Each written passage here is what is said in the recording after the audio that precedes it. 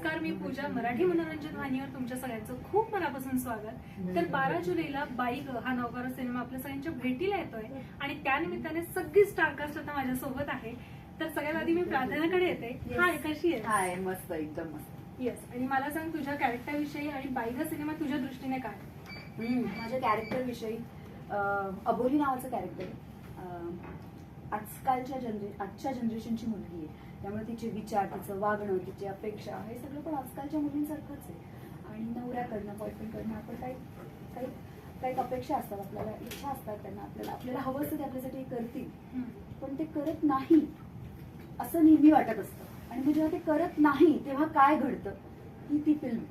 आणि about film तर मी हेच म्हणेन की जेव्हा सर माझ्याकडे हा सब्जेक्ट घेऊन आले ना, तो इतका उत्तम होता की मला असं वाटलं की मला करायचं. आणि मग मला कळलं हळूहळू की कोण कोण असणार आहे. सुकन्याताई बरोबर मी पहिल्यांदाच काम केलं, त्यामुळे माझा एक्सपिरियन्स मला खूप खूप खूप प्रचंड, म्हणजे तिच्यासारखी पॉझिटिव्ह बाई नाहीये. आणि मी तिच्याकडनं पहिल्या दिवसापासून मी म्हणते की यार सुकुताई, तू होतीस म्हणून, तुझ्या जागेला जर मी असते, जर तुझं आयुष्य जगत असते तर मी एवढं करूच शकले नसते. अदिती आता इथे बसली म्हणून नाही, पण अदिती बद्दल जसं म्हणजे तिचं फिल्म मधलं कॅरेक्टर आहे आणि तिच्याबद्दल लोक म्हणतात तसंच मी ऐकलं होतं. पण जेव्हा मी तिला भेटले मला असं वाटलं, अरे यार, शी सो मच लाईक मी. स्वप्नील बद्दल तर तो माझा मितवा आहे आणि तो कायमचा मितवा आहे. नेहा अगेन तिच्याकडनं ती अशी खूप एन्थ्यू आहे आणि तिला नेहमीच काही ना काही या नवीन जाणून घ्यायचं असतं, नवीन करायचं असतं. दीप्ती ती खूप मेच्युअर्ड आहे आणि तिच्याकडनं अगेन खूप वेगवेगळे शब्द मला शिकता येतात, कारण ती आहे ना गुजराती आणि ती मस्त मराठी बोलते. जेव्हा मी मराठी असून माझं गुजराती जास्त छान आहे, सो मला जरा माझ्यावर असं हे होतं की यार ही एवढं छान बोलू शकते आणि मी नाही. सो मला तिच्याकडनं खूप शिकायला मिळतं. नम्रता बरोबर पहिले आमचे इनिशियल डेज जेव्हा तिचं आणि माझं दोघांचं करिअर एकत्र सुरू झालं होतं, ते आम्ही केलं होतं, त्यामुळे तेव्हा आमची छान मैत्री होती. आणि सो त्यामुळे ओव्हरऑल टीमच मी आत्ता अचानक सागर जसा चलावयामध्ये दिसतो आपल्याला, ज्या पद्धतीने सागरला नेहमी आपण मुलगी म्हणून बघितलंय, पण या फिल्म मध्ये तुम्हाला खरा सागर काय ते कळलाय. आणि तो जसा ऑनस्क्रीन आहे ना तसाच ऑफस्क्रीन पण एक सुंदर मित्र. सो अशी ही टीम होती आणि अशा टीम बरोबर जेव्हा मला कळलं की मला आता काम करायचंय, अशी ऑपॉर्च्युनिटी मी सोडूच शकले नाही. आणि म्हणून मी लगेच हो म्हणाले की I want to be a part of this film. आणि मी तरी केली. सो ऍक्च्युली मला तुला अजून भरपूर प्रश्न विचारायचे होते, पण तिला तर जावं लागतंय. I am really sorry. Full day आमचा असा ठरलेला होता, अगदी टाइम टू टाइम. आणि आय थिंक इथे थोडासा उशीर झाला सगळ्या इंटरव्ह्यूजमुळे, त्यामुळे मी निघेन. पण मी आहे इथे पुण्यात आहे अजून 2 दिवस. सो आपण परत काही नक्की. Thank you so much. आणि all the best. Thank you. Bye bye, all the best. हो, मी येते. येस, आपण आता कंटिन्यू करूया. बाई ग. तर या सिनेमाच्या निमित्ताने भेटलोय, तर तुमच्या सगळ्यांच्या कॅरेक्टर विषयी मला जाणून घ्यायचंय. मी आसावरी नावाचं कॅरेक्टर करते. मला असं जेव्हा सरांनी तो रोल ऐकवला, तर नाव आपण घेतो त्या नावामध्ये एक वजन असतं ना, आसावरी.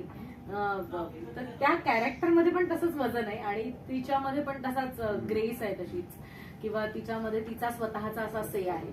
आणि बऱ्यापैकी मी मालिकांमधनं अशा पद्धतीची कॅरेक्टर्स केली आहेत, पण या फॅन्टसीमध्ये चित्रपटासारख्या लार्जर दॅन लाईफ स्केलवरती अशा पद्धतीचं कॅरेक्टर मी पहिल्यांदा साकारते.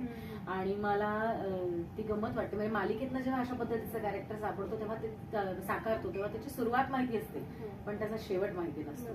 मात्र चित्रपटाच्या बाबतीत तेव्हा तुम्ही विचार करता तेव्हा त्याची सुरुवात माहिती असते, मध्ये काय होणार माहिती असतं, काय होणार नाही माहिती असतं, आणि शेवट काय होणार माहिती असतं. आणि अशा वेळेला हे कॅरेक्टर करताना जी गंमत वाटते ती जवळजवळ 10-12 वर्षांनी मी अनुभवली. सो मला फार मजा आली हा रोल करताना. स्वप्नील दादा, तुझ्या कॅरेक्टर विषयी काय सांगशील आणि एवढ्या सगळ्या बायकांसोबत तुझा अनुभव? धनुष नावाची व्यक्तिरेखा आहे त्याची, आणि तो मुंबई पुण्याचा मुलगा असेल जो आता लंडनला जाऊन स्थायिक झाला. आणि तुम्ही जेव्हा परदेशात जाता आणि तुम्ही तिथे नोकरी व्यवसाय करता तेव्हा तुमच्यावर खूप जास्त जबाबदारी असते, व्यावसायिक जबाबदारी, आर्थिक जबाबदारी. या सगळ्या जबाबदाऱ्या करता करता प्लस तुम्हाला इथल्या लोकांना सिद्ध करायचं असतं की माझं जाणं कसं योग्य आणि तो डिसिजन कसा बरोबर होता. आणि त्या सगळ्या जबाबदाऱ्या पेलताना त्याची जी तारांबळ उडते आणि वेळ आणि पैसा आहेत तर कधीच न सुटणारं जे गणित आहे त्या गणितात तो कसा अडकत जातो, त्याच्या आणि त्याच्या बायकोचे उडणारे खटके, आणि त्या सगळ्याला एक आमचे दिग्दर्शक आणि लेखक पांडुरंग जाधव यांनी त्याला एक असं हलकंसं एक फॅन्टसीचा फील दिलाय की जर खटके उडत असतील आणि त्या उडणाऱ्या खटक्यांमध्ये जर काहीतरी एखादं परिकथेसारखं काहीतरी घडलं आणि जर काहीतरी गंमत घडली आणि त्याच्या आधीच्या आयुष्यातल्या बायका पण त्यांच्या कंप्लेंट घेऊन ह्याच्याकडे आल्या तर काय मजा येईल अशी एक फॅन्टसी असणारा हा चित्रपट आहे. तुम्ही खूप मजा आली.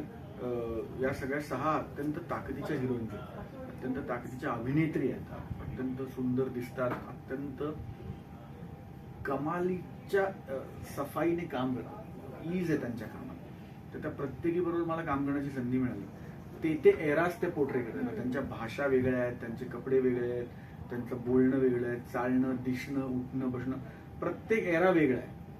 प्रत्येकीचा म्हणजे पिरियड पण वेगळा आहे आणि प्रत्येकीचं रिजन पण वेगळं आहे. कोणी कोल्हापूरचं आहे, कोणी विदर्भातलं आहे, कोणी पुण्याचं आहे, कोणी मुंबईचं आहे. तर ते सगळं ती गंमत असा खूप कलरफुल बुके येतो आणि त्या सगळ्या बायकांमध्ये, त्या एरांमध्ये, त्या भाषांमध्ये, त्या सगळ्यामध्ये अडकलेला हा एक मुलगा आणि त्याची उडणारी तारांबळ हा मोठा चित्रपट आहे. माझं नाव याच्यात पुतळाबाई आहे, त्यामुळे नावावरनच कळेल की माझी व्यक्तिरेखा काय आहे ते. आणि खूप गोड व्यक्तिरेखा आहे आणि मी याच्या गतजन्मातली पहिली बायको आहे, त्यामुळे पहिल्या बायकोचा मान मला मिळाला आहे आणि ते खूपच छान वाटतं. तर एकतर आमच्या दोघांमधलं जे प्रेम दाखवणं ते फारच गोड दाखवणं. तुम्ही ट्रेलरमध्ये बघितलं असेल की मी म्हणते की तोटीला गरम पाणी पण आहे हो, त्याच्यातही सागर म्हणतो हा कोण मोठीला, पण ह्याच्यावरती मी रिॲक्ट झालेले नाहीये कारण मला माहितीच नाहीये काय आहे ते. त्यामुळे असं झालं की ज्या गावाला जायचं आणि त्या गावची वाट कशाला आपण विचारायची, तसं थोडंफार आहे आणि त्याच्यातच तो ह्युमर, त्याच्यातच ती गंमत आहे. आणि आणखी एक गंमत मला अशी वाटली की तुम्ही ते नऊवारी साडी आणि हो. पेशवेकालीन लोक घेऊन भारताच्या बाहेर त्या लोकांसोबत फिरला. हो, अरे, कसला मान असेल तो. पूर्ण लंडन मी नऊवारी साडीमध्ये फिरलेले आहे. कसं आणि वाटलं ते? त्या लोकांनी येऊन विचारलं हो, मला काय मला चाललंय, काय मुळात काय? मला नऊवारी साडी खूप आवडते आणि त्याच्यामुळे मला ते सगळीकडे फिरायला मस्त आवडलं. आणि आपल्याला ओळखणारं कुणीच नाही ना, त्यामुळे आपण बिनधास्त फिरत होतो. पण ती ओळखणार कोणी नाही म्हणते, अनेक फॉरेनर्सनी, अनेक अनोळखी फॉरेनर्सनी तिच्या म्हणजे मुलं मुली सगळे हो. आणि वेगवेगळ्या वयोगटातली म्हणजे म्हाताऱ्या कोताऱ्यांपासून ते तरुण असं त्या इथनं पिअर्सिंग केलेल्या मुला मुलींपर्यंत येऊन हिला विचारले की काय आहे, हा कुठला ड्रेस आहे, कसलं काय आहे आणि नथ घालून फोटो काढायला लागले. म्हणजे शेवटी मी आमची जी साक्षी आहे जिने आमचे कपडे केलेत तिला सांगितलं एक एक्स्ट्रा नथ मला देऊन ठेव, कारण त्यांनी घातलेली नथ परत मी जर घातली असती तर माहिती नाही ना काय झालं असतं माझं, कारण ते खूप काय काय करत असतात, घेत असतात. मी पुढच्या वेळेला अशी मी यायची एकदम धनी अशी झाली असते मी, त्याच्यामुळे मी वेगळी घेऊन ठेवली ती माझ्याकडे. पण सगळ्यांनी तिकडे खूप त्यांना खूप गंमत वाटायची. पैंजण बघितल्यावर त्या पैंजणातनं आवाज येतोय चालताना त्याची गंमत वाटली. एकंदरीतच वेशभूषेची माझी त्यांना गंमत वाटली. तर हे क्रेडिट अर्थात साक्षीचं आहे आणि आमचा जो मेकअप पण आहे सुनील त्याचा आहे, कारण मला कुंकू लावायचं होतं, पिंजर लावायचे होते, टिकली नाही, त्याच्यासाठी त्यांनी वेगळे स्टॅम्प बनवून घेतले आणि तो म्हणजे कायम तसंच दिसलं पाहिजे ना, गोंदवणं आहे त्याचं पण त्यांनी स्टॅम्प बनवून घेतले होते. तर ह्या बारीक सारीक गोष्टींकडे ह्या तंत्रज्ञांनी पण तितकंच मन लावून काम केलं आणि ते सुद्धा सतत आमच्या बरोबर फिरत होते. म्हणजे अख्खं लंडन मी एकटीच फिरत नव्हते, तर अख्खं गाणं आहे आमच्या सगळ्यांचंच. खरं म्हणजे ते माझं आणि ह्याचं लव्ह सॉंग होतं, पण ह्या तडमडल्या तशा ह्या तडमडल्या त्याच्यात सगळ्या जण, जसं प्रार्थना आणि ह्याच्या आयुष्यात आम्ही तडमडलो त्यांनी उडी घेतली ना एका जन्मात म्हणून तेच सांगते मी. तर त्यामध्ये आम्ही सगळ्या जणी अख्खं लंडन फिरलोय आणि कुठे कुठे जाऊन आमचं शूटिंग झालंय. अगदी लंडन आहे मध्ये सुद्धा आमचं शूटिंग झालंय. त्यामुळे खूप मजा आली आम्हाला, खूपच छान. आणि मी म्हंटल जसं की आता तू विचारलं नाहीस आम्हाला, पण जनरल गमती जमती सांगा ना. तर आम्ही गंमत जम्मत करायला गेलो नव्हतो, आम्ही काम करायला गेलो होतो. त्यामुळे कामातून जेवढी आम्हाला मजा करता आली तेवढी आम्ही गेले. आणि मग कामातून आपल्याला जेव्हा लवकर कधीतरी पॅकअप व्हायचं तेव्हा आम्ही धमाल करायचो, किंवा लोकेशन आमच्या हॉटेलपासून लांब होतं तर त्या बसमधून जातानाचा जो प्रवास होता तेव्हा जाता येता जी काय आम्ही धमाल करू, गाणी म्हणू, तेव्हा आम्ही ती गंमत केली होती. बाकीच्या वेळेला आम्ही काम आणि कामच केलं, कारण म्हणजे मुंबईतही ते करावं पण मुंबईत आपापल्या घरी जातात. पण मला असं वाटतं की आपण एकतर परदेशात जाऊन शूटिंग करतो तेव्हा एक एक पाऊण एक एक मिनिटाचा असतो बरोबर. आणि तो आपण चांगल्या सत्कारमीच राहायला हवा असं मला वाटतं. आणि जेव्हा सगळेजण पॉझिटिव्हिटी घेऊन येतात ना आपल्या बरोबर तेव्हा ते प्रोडक्ट खूप चांगलं होतं. आणि जेव्हा पहिल्यांदा स्क्रिप्ट ऐकली आता ही अशी फॅन्टसी आपण नाही रोजच्या ह्याच्यात किंवा नाही. असं नाही विचार करत नाही असं नाही घडेल. खूप फ्रेश त्यामुळे सब्जेक्ट कसं वाटलं स्क्रिप्ट ऐकल्यानंतर पहिल्या मनात थॉट काय आला? अरे गंमत वाटली. आणि त्यांनी तर आम्हाला सगळ्यांना मला वाटतं सगळ्यांनाच आम्हाला डायलॉग सकट स्क्रिप्ट दिली. Sound script. अरे वा. त्यामुळे आणि आमचं रिडिंग झालं. आम्ही त्याच्यावर एक दिवस वर्कशॉप घेतला लुक टेस्टच्या वेळेला सुद्धा की त्यांनी आम्हाला विचारलं दिग्दर्शकांनी की तुम्हाला तुमच्या वेशभूषेमध्ये काही फरक करावा असं वाटतोय का, तुम्ही ज्याच्यामध्ये कम्फर्टेबल असाल तसं आपण करूया, किंवा काय तुम्हाला हवंय अजून ह्याच्यामध्ये स्क्रिप्टमध्ये काय हवंय, काय काढायला हवं असं वाटतं. तर त्यांनी आमच्यावर चर्चा केली आणि त्याच्यामुळे ती आम्हाला फिल्म आमची वाटायला लागली की त्याच्यावरती नुसतं त्यांना हवंय तसं आपण करायचं असं नाहीये, तर आमचेही विचार त्याच्यामध्ये होते. स्वप्नेला तू इतके वेगवेगळ्या भूमिका त्याच्यामध्ये निभावल्यास, प्रत्येक एराच्या निभावल्यास, तर कोणतं तुला एक चॅलेंजिंग वाटलं त्याच्यातलं? काय कशी मेहनत होती प्रत्येक त्याच्यामध्ये? भाषा पण तुला शिकायची होती ना प्रत्येक एराची. कसं होतं ते? कसं काय? खूप मजा आली. ऍक्टरसाठी कुठलीही गोष्ट जेव्हा चॅलेंजिंग असते तेव्हा तिला जास्त आनंद देते. त्याला तिला कोणालाही हो. एका चित्रपटात या 6 वेगळे वेगळे फ्लेवर्स साकारायला मिळणं ही कोणत्याही नटासाठी पर्वणी असं मला वाटतं. बरोबर. आणि ते मला एखाद्या इंटरेस्टिंग व्यावसायिक चित्रपटात करायला मिळालं. तद्दन रॉमकॉम असणाऱ्या फिल्म मध्ये त्याचा मला जास्त आनंद आहे. मेहनत तर आहे. ते गेटअप्स आहे, त्याचे मेकअप आहेत वेगळे, त्याचा कॉस्ट्युम आहे वेगळा, तो वेश परिधान करावा लागतो, ते सगळं तो. पण मला असं वाटतं त्याच्या चॅलेंजिंग पेक्षा ते एक्साइटिंग आहे. कारण ते तुम्हाला त्या एरात ट्रान्सपोर्ट करतं.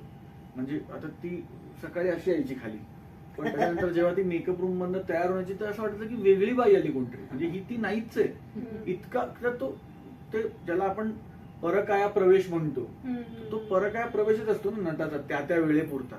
तर तो या 6 एराज मध्ये जाऊन येऊन ते करताना खूप खूप मजा आली.